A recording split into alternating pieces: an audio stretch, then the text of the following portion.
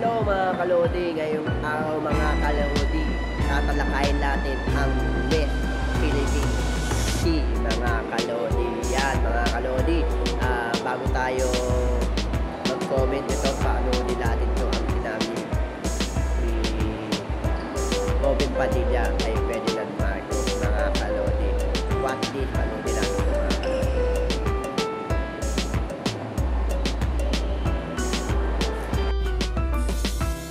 Masyado akong natatapangan sa presidente natin, sa mga desisyon niya. Pero siyempre, desisyon niya yan. Kung sa tingin niya, yun ang maganda para sa bansa, bakit ko naman siya kukontrahin?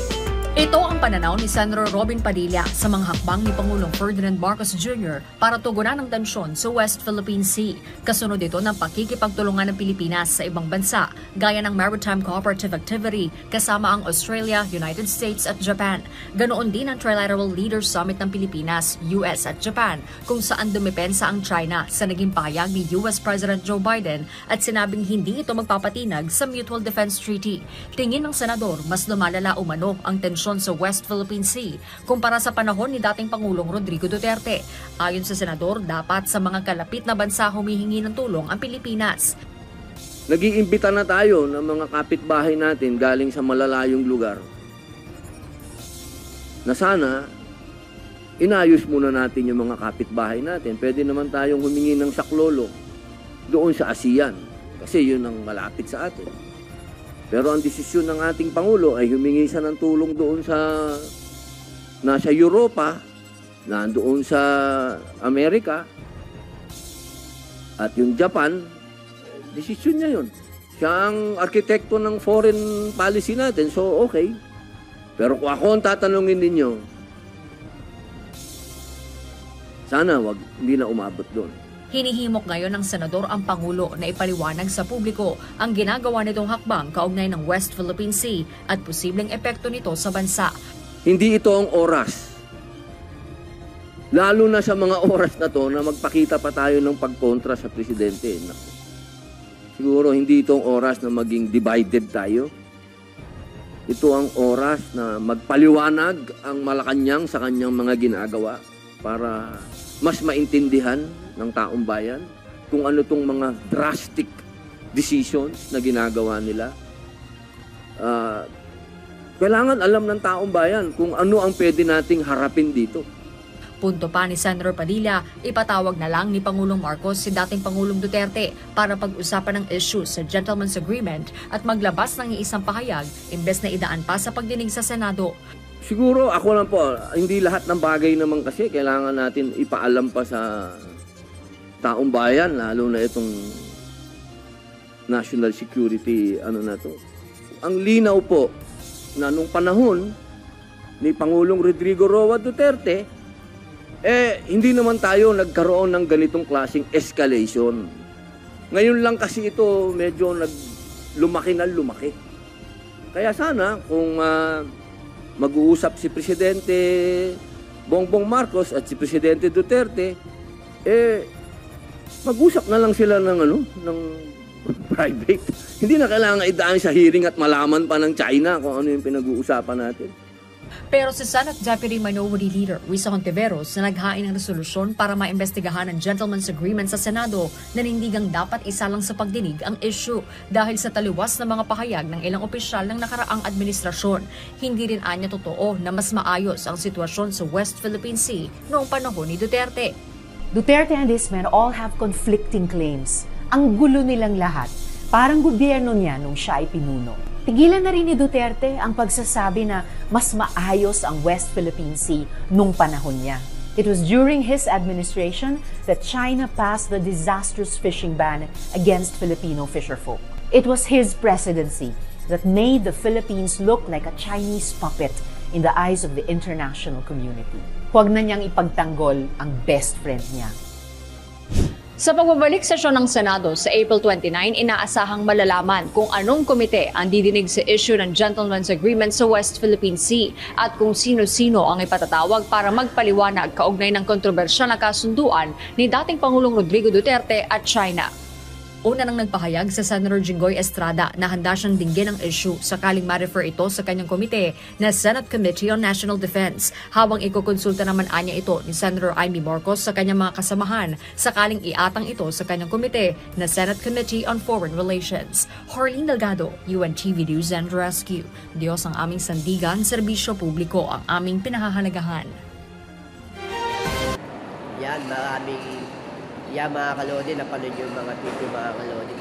Ang raming nila mga sagit, mga comment kay President Marcos, kay President Duterte, dahil sa West Philippine Sea mga kalodi. Yan mga kalodi, talakay lahat ito mga kalodi. Magko-comment na po tayo mga kalodi. Ito po ang comment ko mga kalodi. Yan mga kalodi, hindi natin natanong sa ating mga sarili mga kalodi. Ang West Philippine Sea ba mga kalodi? Natanong na nyo ba sa government? Ang West Philippines ba, bakit gusto makuha ng China? Yan mga kalodi, yan, nakita nyo isang video natin to. Itong last part na to mga kalodi, itong huling comment ko mga kalodi, itong comment ko mga kalodi dito mga kalodi. Pero mga kalodi, hindi pag-guaranteed itong comment ko to mga kalodi. Sa kanila ang decision sa ating bansa mga kalodi, ang bansang Pilipinas mga kalodi, yung ng West Philippine Sea mga kalodi. Ang comment ko dito mga kalodi ay binenta na ng presidente yun. Yung tanong niyo po, yung bago po si Pangulong Duterte mga kalodi. Yan, tanongin niyo po sila, yung presidente. Diba, binenta nila ang West Philippine Sea? Di alam ng mga Pilipinas yan.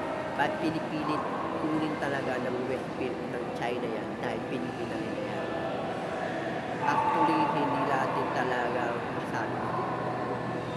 I don't make comment mga kalodi because to comment ko dito sa mga kalodi, hindi pa guarantee po kung talagang totoo talaga mga kalodi. Kasi ang masasabi ko talaga dito sa mga issue, pinagkumpara ko talaga mga kalodi. Isa ng bagay lang ang babagsakan mga kalodi. Ba't pipilitin ng China makuha yung West Philippines? Bakit? Kasi nga, binenta na nila. Binenta ng Pilipinas at China ang West Philippines mga kalodi. Yan. Sino ba nagbenta mga kalodi? Yan. Hindi natin masasagot kung sino yung mga kalodi yun. Talungin yung mga unang mga naging presidente. Yan. Talungin nyo bakit. Kaya ngayon lang nabuga at ngayon lang natin nakita ang mga dahil yan. Bakit? Tinago nila ang information sa West Philippines. Hindi binalita. Yan mga kalodi. Dahil kapag nalabas, magko-comment ang maraming tao mga kalodi. Bakit binenta ng government yun, West Philippines mga kalodi? Hindi papayag ang mga Pilipino. Bakit? Atin din yun eh. Kaya hindi na naging atin yung mga kalodi. Binenta nga ng mga government eh. Sino-sino yun? Kayo na po mag-alam kung sino-sino po yung mga kalodi. Yan. Ang isang nakakaalam niya mga kalodi, yung sila yan. Silang mismo nakakaalam. Hindi tayo. Kasi wala nga tayong balita mga kalodi. Bakit? Hindi nakarating sa atin yung balita dahil sa West Philippine Sea. Yung mga panahon yun. Yung panahon ni Duterte, may mga issue na kunti-kunti lumalabas, magulo na rin yun. Pero, dumating ngayon, lalong tumulo. Bakit? Nabuga na ang West Philippines. Talagang kinukuha na talaga ng Pilipinas. Ngayon, si Pangulong President Marcos mga kalodi, humanap nila. Kasi hindi niya talaga kakayanin ang bansa China mga kalodi. Kasi kontinente yan eh. Wala tayong laban sa kontinente.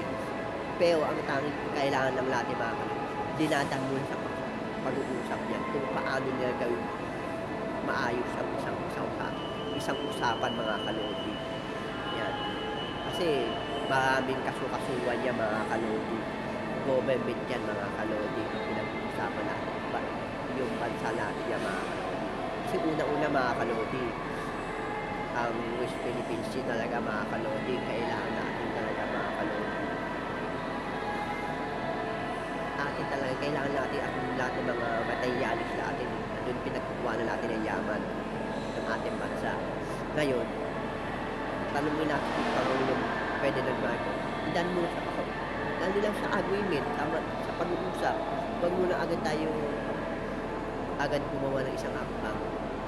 Isang hakbang masisira ang buong bansang Pilipinas mga kalodi. Pwede naman tayo pumalag sa China, pero lang muna kung ano naging usapan ng yung mga panahon ng nakaupo yung ating presidente, yung mga panahon ng mga sumunod na presidente. Ano naging agreement nila? Nagdaan nila, ayusin nila muna yung mga agreement ng mga panahon. Paano ba nangyari ang West Philippines na punta sa bansang China? Ayun ang maganda itanong natin sa kanila. Yung daan natin sa Pangulo, paano din naitanong ng ating presidente sa bansang China, paano nang China yan, paano naging Indian ang West Philippines? Parte ng bansang Pilipinas. Yan. O kayo dyan, mga kalodi. Ngayon mga kalodi, ay nangaalamin ng ating presidente, dapat niya malaman paano na naging kalila ang bansang yung West Philippines yun mga kalodi. Kasi pati ng bansa natin yung West Philippines eh. Paano napunta sa kanila yung part yung bansa natin doon? Diba? Ayun ang tatanong natin sa gusto itanong ko sa ating presidente, paano napunta sa China ang West Philippines? Sino nagbenta at sino nag-aproba ng pinirmahan yung West Philippines? Kaya tukunin na ng bansang Pilipinas. Kaya gustong kunin ng bansang China ang West Philippines mga kalodi. Yan mga kalodi. Grabe. Malaking issue to mga kalodi. Malawak, mabigat na issue to mga kalodi. Kaya ang tanging comment ko lang dito mga kalodi. Dahil yan na, nandiyan na tayo sa sitwasyon yan. Mga kalsana, ang tanging hiling ko na lang maayos na agreement na gawin nila muna. Hindi agad tayo gawin lang pwede naman ihanda lang ang ating kasandatan. Hindi agad tayo gumawa ng isang malaking hakbang agad na ipapahamak ang bansang Pilipinas. Yan. So we are demanding that China pay 60 million pesos for the damage that they caused. Pinababayaran ng Armed Forces of the Philippines sa China ang halaga ng damage sa mga gamit na sinira at kinuha ng Chinese Coast Guard noong June 17 nang harangin ang mga kawani ng Philippine Navy na magsasagawa ng rotational and resupply mission sa BRP Sierra Madre. 2 rigid-hulled inflatable boats at 2 rubber boats ang binutas at sinira ng mga Chinese gamit ang palakol, itak at iba pang matutulis na bagay.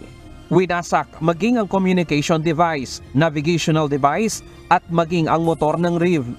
Tinangay din ng mga ito ang ilang gamit kabilang na ang mga cellphone ng ilang sundalo, maging ang 7 baril na nasa case pa at ihahatid sa mga nakaposting sundalo sa BRP Sierra Madre kinuha rin. Kaya ang pamunuan ng AFP lumihab na sa tanggapan ng National Defense at Department of Foreign Affairs upang ipaabot sa China ang demand nito. Pero dun sa aking sulat, I demanded the return of 7 firearms.